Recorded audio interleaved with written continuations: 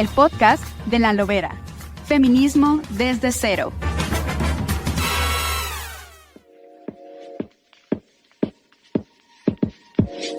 Buenos días, buenas tardes, buenas noches. En cualquier lugar del país, en cualquier lugar del mundo, nos estamos escuchando en el podcast de La Lobera, Feminismo desde cero o Feminismo cotidiano.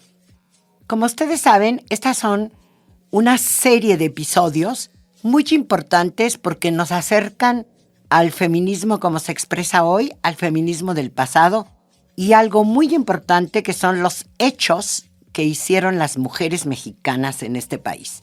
Y que en general no está en los libros de texto, no está en la discusión de los partidos políticos, tampoco está en la conciencia de muchas mujeres en este país, que transcurren su vida aprovechando por todo lo que lucharon nuestras ancestras.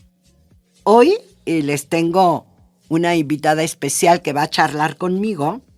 Es una mujer encantadora, como ustedes, las que están en YouTube, la están mirando. Se llama Karina Vildosola Palacios. Estudió comunicación en la Universidad de Baja California. Nació en Mexicali, Baja California. Ahí se desarrolló buena parte de su vida. No sé si sigue viviendo ahí, parece que ahora vive en Sonora. Sí. Bueno, y aquí en Ciudad de México, y bueno, soy casi judío errante.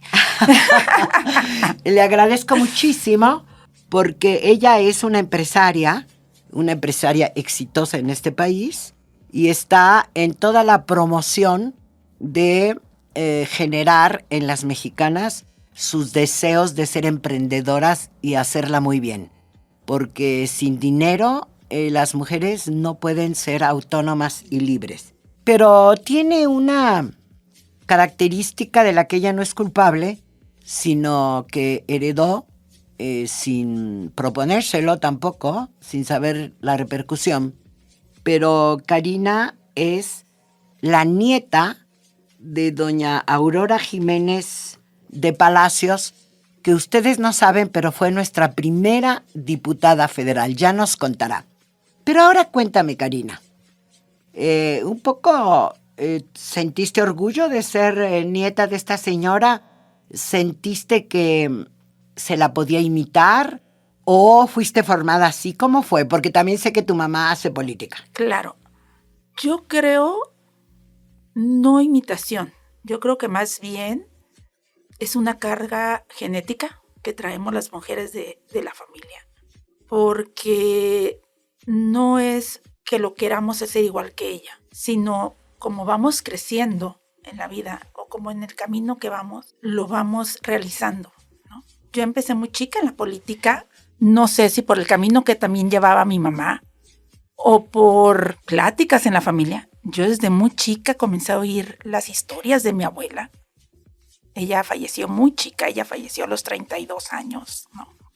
Pero esas pláticas que hacía mi abuelo, su compañero de vida, y oía las cosas que hacía ella, que ella estudió, ¿no? A esas edades, una mujer tener 2 carreras de Derecho y Economía, pues decía uno, wow, ¿no? O sea, yo digo hereditario porque no cualquiera se avienta a la política, ¿no? No cualquier mujer, aparte, se avienta a la política y querer hacer una política para mujeres, para ayudar a las mujeres a entender qué es esto, ¿no?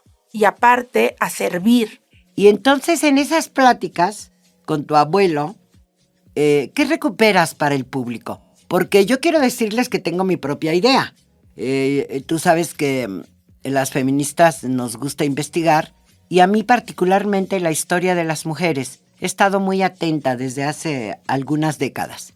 Y entonces Aurora Jiménez de Palacios, que había una discusión entre las historiadoras si había sido o no la primera diputada federal, hubo que explicar por qué fue. En este sentido, en 1954, no teníamos más que un año de haber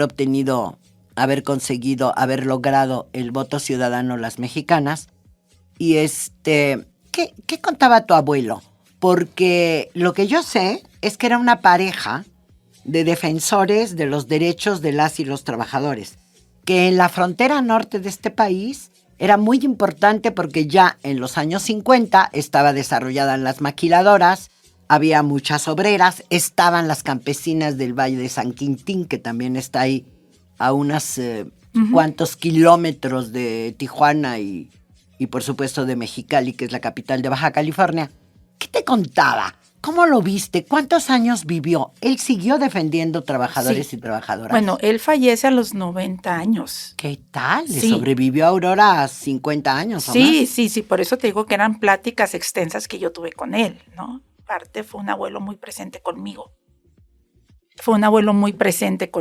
Entonces sí te puedo decir que fueron charlas extensas con él sobre la vida de mi abuela, ¿no? Ellos se conocieron, te voy a platicar tantito de la vida de claro ellos que sí. como pareja. Ellos se conocieron cuando llegaron a los internados que hizo Lázaro Cárdenas para hijos de trabajadores ¿Qué tal? en Culiacán, Sinaloa. Ajá. Mi abuela vivía en Mazatlán y mi abuelo vivía en Mexicali. Entonces los dos llegan al internado en la secundaria. Ahí terminan secundaria en Culiacán. Se vienen a Ciudad de México a hacer la preparatoria en Coyoacán, que ahí seguían con los internados de los hijos de Lázaro Cárdenas, de los hijos para trabajadores, y hacen su preparatoria ahí en Coyoacán. Cuando termina la preparatoria, le manda una carta la mamá de mi abuela diciendo que ya no tenían dinero para que ella seguía estudiando, porque pues ya no le iban a pagar los estudios el gobierno. Entonces, pues le dice mi abuelo que no es posible que una mujer tan brillante deje de estudiar. Entonces, le dice mi abuelo que él trabajaría y le pediría a su familia que los apoyaría a los dos para que pudieran Ir a la universidad. Ir a la universidad los dos juntos. Y bueno, la universidad era gratuita, claro, la universidad, la Autónoma de Guadalajara era gratuita, pero pues la estancia en Guadalajara no era gratuita. No era barato. No, claro que no. Entonces se van los dos por eso mi abuela se va a Guadalajara. Al momento, mi abuela siempre quiso estudiar economía. Desde un principio ella... Los números eran lo que más ella le gustaban. Y mi abuelo, la abogacía. Pero al momento que ella le ayudaba a estudiar a mi abuelo, se comienza ella también a interesar por la abogacía y entra a hacer también la carrera de abogacía. Entonces los dos comienzan a hacer la abogacía y mi abuela economía conjunta, ¿no? Y la dejan hacer las dos carreras al mismo tiempo. Y a la mitad de la carrera, ella entra a trabajar al Seguro Social como secretaria. Como mecanógrafa. Sí, como secretaria. Antes en el Seguro Social era como de... ¿Administrativos? Los puestos administrativos eran como de sorteo, no como carrera de... Como de concurso. Como de concurso. Ajá. Entonces ella concursa para un puesto en el Seguro Social y lo gana. ¿Cuántos años tenían? ¿Ya vivía con tu abuelo? No. Ella vivía 15 años de novios. Sí. Ella vivía en una casa para señoritas. Muy bien. Y yo no me imagino a Aurora Jiménez de Palacio en una casa de señoritas. Dicen que era una abogada aguerrida en la defensa de las trabajadoras. Ahí voy a eso. Sí. Ella vive en una casa para señoritas y pues mi abuelo vivía con un hermano de él, también estaba estudiando, pero aparte mi abuelo para costearse también la vida era boxeador. ¿Qué tal? Entonces hacía peleas. Bueno, ella gana esa plaza y no se la dan por ser mujer. Entonces ella... Le dijeron, no está apta para ese puesto. Está apta para ese puesto, pero no se lo podemos dar porque es mujer y los puestos son para hombres. ¿Qué tal? ¿No? Ajá. Entonces ella mete una carta y ella lucha por ese puesto porque ahí comienza a pelear ella por la igualdad. Sin saberlo y sin tener nombre, seguramente. Claro, pues no, o sea, para nada, ¿no? Era como de sentido común. Era de sentido común, ¿no? Bueno, pasa eso. y le dan un puesto menor, pero no le dan el que había ganado. Termina la carrera. El día que presenta ella su examen profesional como economista, se casan ahí. En Guadalajara. No, pero aparte en Guadalajara, el rector los casa. ¿Qué tal? Nunca había sucedido eso porque era un acto civil. Y dentro de la universidad, pues es autónoma. Y no podían entrar no podía hacer ningún acto civil dentro de la... Entonces les permitieron a ellos y sus sinodales fueron sus testigos de boda. Qué bonita historia. Eso no está en la pequeña biografía que hemos hecho de Aurora. No. ¿Qué detalles que van construyendo a una persona tan valiente? Después hablaremos de eso rápidamente. Y entonces, ¿cuándo se van a Baja California? A Baja California se van como 6 meses después porque a mi abuelo le dan una plaza como juez de, vamos a decir...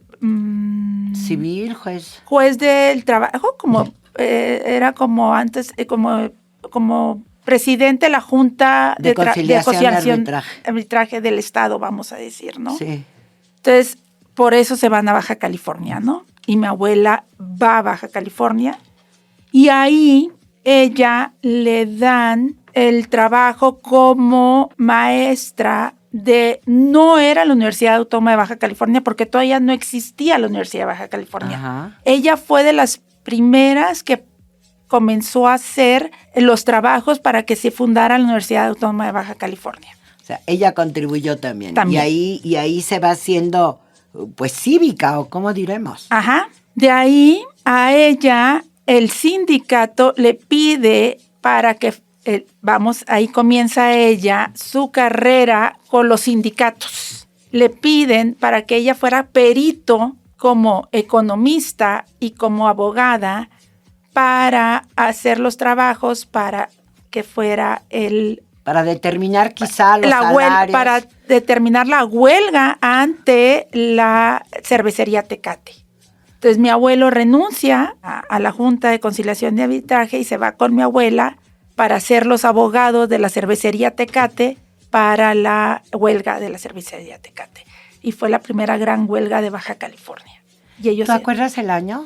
No me recuerdo, pero haber sido como en 1950. Quizá. Más o menos. Todavía Baja California era un territorio. Era territorio. Era un territorio, lo que significa que era dirigido y gobernado por el gobierno federal. Gobierno federal, claro. No tenía autonomía. No tenía autonomía. Fue muchos años el Distrito Federal. Ajá. Por lo tanto, no podían elegir diputados locales, no. ni gobernador no había. No había gobernador. O sea que, fíjate lo que es la imaginación. Cuando leemos un poco lo que se ha publicado de la historia de nuestra primera diputada federal, uno se hace imaginarios. Entonces yo me inventé, seguramente no lo leí en ningún lado, que tu abuelo y ella habían puesto un despacho de defensa de trabajadores y el involucramiento viene desde otro lugar. Sí. Que es muy interesante porque ella es llamada por el sindicato a ser perito, a que viera lo que estaban pidiendo los trabajadores y él estaba con cierta, digamos, experiencia desde la Junta de Conciliación y Arbitraje, decirle al público que esas juntas ya no existen ahora con la reforma a la Ley Federal del Trabajo ya no. de 2019, pero que las juntas de conciliación y arbitraje eran eso, eran llamar a los patrones y a los trabajadores para que llegaran a algunos acuerdos para evitar la huelga, para evitar un despido, etcétera. O sea que él venía con esa experiencia y entran a defender a los trabajadores de Tecate. ¿Cuánto tiempo? Pues dice, la huelga, lo que me platica mi abuelo, duró como 1 año y medio en lo que se pudieron arreglar. Y ellos entonces cobraron notoriedad en la comunidad. En la comunidad.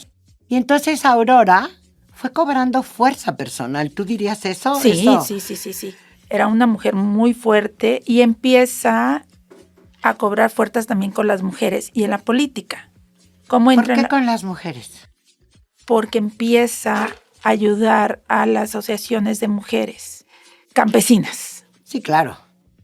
Eran las mujeres del Valle de Mexicali, que además de que era algodón, había y hay todavía producción agrícola importante, ¿no? Exactamente. Entonces, ella asesora, se relaciona con estas mujeres que han participado en la huelga algodonera seguramente, Ujú. y cobra notoriedad. Y entonces le cuento al público que en 1952 el presidente Adolfo Ruiz Cortines manda la iniciativa al Congreso para que las mujeres mexicanas lograran lo que se llama el voto universal. Ya teníamos, seguramente Aurora estudiaba economía y derecho en la época de Miguel Alemán, en que nos dieron el voto municipal. Sí. Había algún tipo de discusión pública sobre la participación política de las mujeres. Así que en el momento en que ella se relaciona con las mujeres, tiene como muy claro el asunto del voto. Sí, claro. La otra parte era, ella estaba relacionada también en la política, ellos estaban relacionados los dos en la política. Con el PRI. Con el PRI, claro, Sí, claro. claro, ¿no? Sí. Pues no había otro partido. Claro. Con el que iba a ser gobernador, Braulio Maldonado, y con su esposa. Y ella, aparte, se relaciona con la esposa, siendo como la secretaria particular de la esposa, como asesora de la esposa. De Braulio Maldonado, De Braulio. que es el que construye el estado de Baja California y lo caciqueó muchos años. Sí, ¿No? ahorita vamos a ir a esa historia, ¿no? Pero ellos traían a quien era la dirigente de las mujeres como la candidata a diputada federal. Cuando se forma el estado. Cuando se forma el Estado, ¿no? En Entonces, 1952 o 53 se forma el estado. en el 52. En el 52 estaba la efervescencia en todo el país En sobre todo- el voto de las mujeres. en todo el Muy voto bien. de las mujeres, ¿no? Se forma el Estado, mandan el nombre de esta mujer para que el presidente elija quién va a ser candidata, pero el presidente dijo que no era apta para ser candidata a diputada, Por lo que haya sido. ¿no? Mandan otros dos nombres y el presidente Ruiz Cortines elige a Aurora como la candidata a diputada federal. Había comenzado la legislatura. Había comenzado la legislatura, dijo que él creía que ella era la más apta que podría ser para ser la candidata a diputada federal por el Distrito 1 de Baja California. ¿Qué te contaba el abuelo? ¿Se puso nerviosa? ¿Le gustó? ¿Hubo No, una no, discusión en el matrimonio? ¿Qué pasó? No, claro que no era un matrimonio, yo creo que era un matrimonio para gobernar. Estaba proyectado. Yo creo que era un matrimonio que era proyectado, era hecho, yo creo que desde que se conocieron, era una mujer demasiado fuerte, yo creo. Bueno, la frontera siempre prepara, ¿no? Y un poco la frontera de aquellos años era muy trascendente. Estaban los casinos, estaba esta primera empresa Tecate, probablemente el vino no comenzaba aún, no lo sé. No. Pero había un movimiento agrario muy grande, no solamente en el Valle de Mexicali, sino en el Valle de Guadalupe ya, con las, ahora hay muchísimas mujeres ahí que trabajan como obreras del campo, cosechadoras, que son muchas del sur de México. Uh-huh. Y había este paso en la frontera, el paso permanente de negocios y de comercios entre México y Estados Unidos. Por supuesto, Tijuana tiene una enorme historia en ese sentido. Entonces le ayudó su carácter como para mirar el panorama, seguramente enfrentándose a los dueños de Tecate. Yo creo que le ayudó más su sangre cora. Cora. Sí. Ajá. Ella viene madre cora, india cora. O sea, mi abuela era india cora. Que muchas cosas. O sea, yo ¿Y los coras de dónde son? de Nayarit. De Nayarit. Son primos hermanos de los Huicholes. de los huicholes. Sí. Sí, ya sé. Venía y además los coras son altos, ¿no? Sí, ella era una mujer alta, guapa. Sí. Era una mujer muy guapa. Y de una tez morena Una muy tez especial. Muy especial, ¿no? O sea, le ayudó venir de ahí, se sentía fuerte, tenía un compañero, la historiadora Gabriela Cano, dice que por ahí, en los años 30, se crearon los primeros matrimonios modernos, es decir, donde los maridos se pueden desarrollar sin problema pero las mujeres también. Sí, en su venían, profesión. por eso digo, era un matrimonio acordado de ellos que los dos se iban A desarrollar. a desarrollar, ¿no? Desde el momento que ella se estaba realizando y que él ayudó a realizarse, a estudiar una acompañó. carrera y la acompañó. Él cuando platicaba la historia de mi abuela, se le abrían los ojos. O sea, él tenía unos ojos azules preciosos y bueno, le brillaban esos ojos azules. Por eso eres güerita tú. Sí, mi abuelo era blanco, blanco y se le veían hasta las venas y ojos azules. Mi mamá es igualita a mi abuela morena, alta, con ojos azules. O sea, Ajá. es una mezcla muy sí, claro, rara. muy interesante. Entonces yo creo que la fuerza de ella era una mujer demasiado fuerte, la llevó a todo esto, ¿no? ¿Cuántos años tenía tu mamá cuando Aurora... 10 años. Tenía 10 años. Sí hubo una parte interesantísima. Dicen que la primera infancia es determinante y ahí estuvo su mamá fuerte. Sí. Dime una cosa antes de ir con tu mamá. Que te pregunté y me interesa mucho desarrollar esta parte porque ellos dos sí se quieren, son matrimonio moderno, pero tienen un compromiso social. Entonces tú me dijiste, ¿cuál es la historia oficial?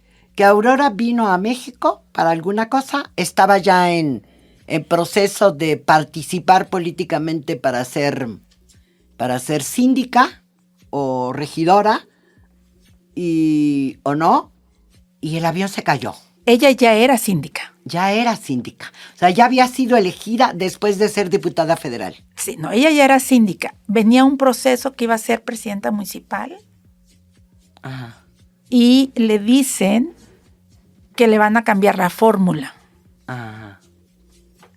Entonces, ella dice, ¿por qué me van a cambiar la fórmula?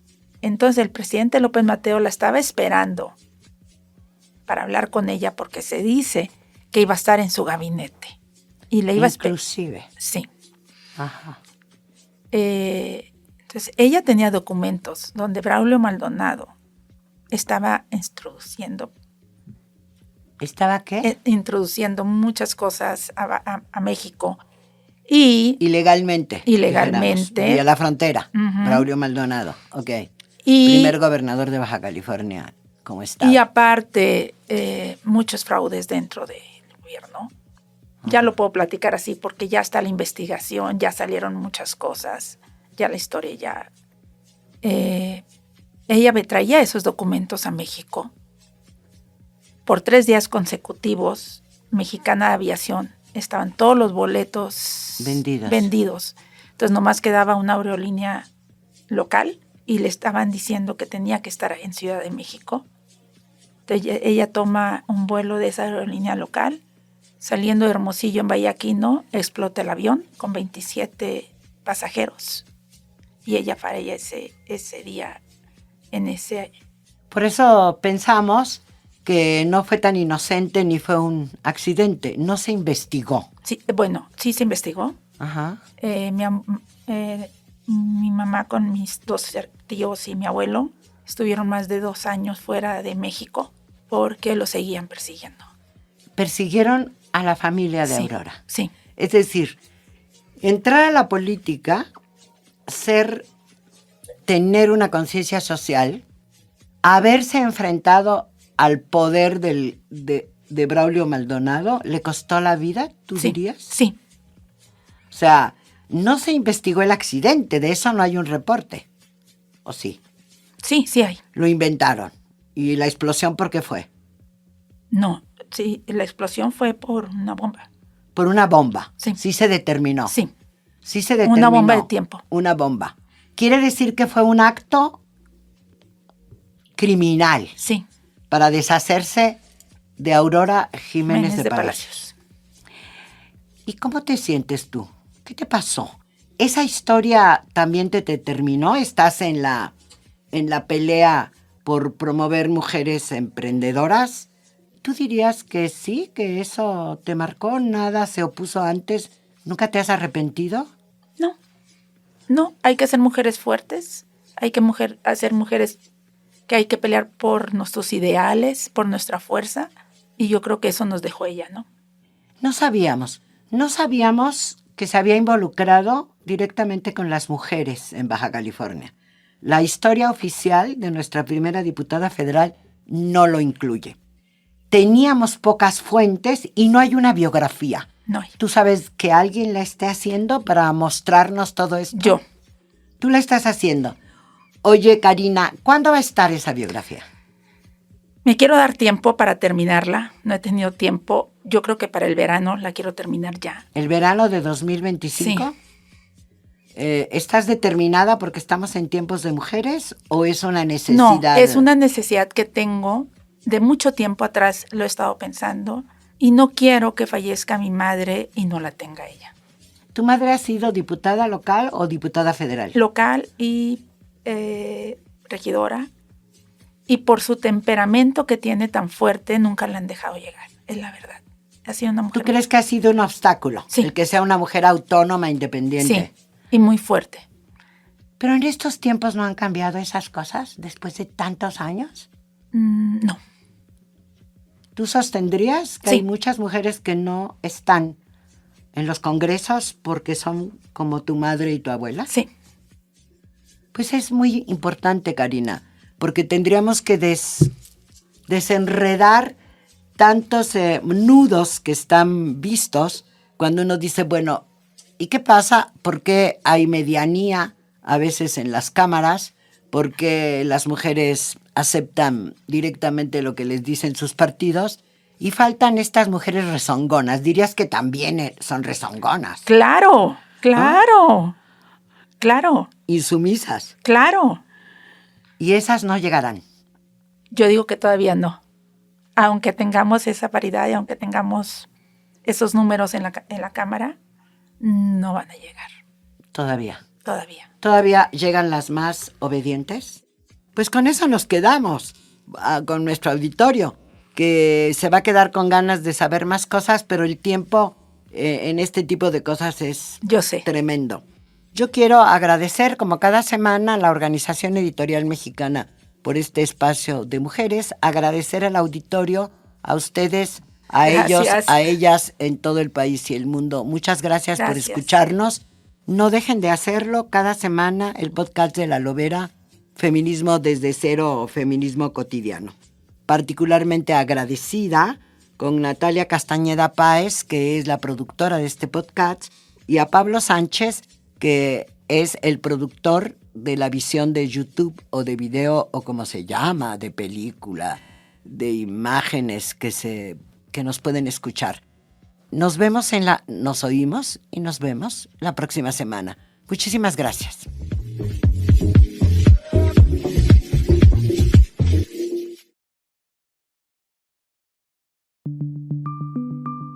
Esta es una producción de la Organización Editorial Mexicana.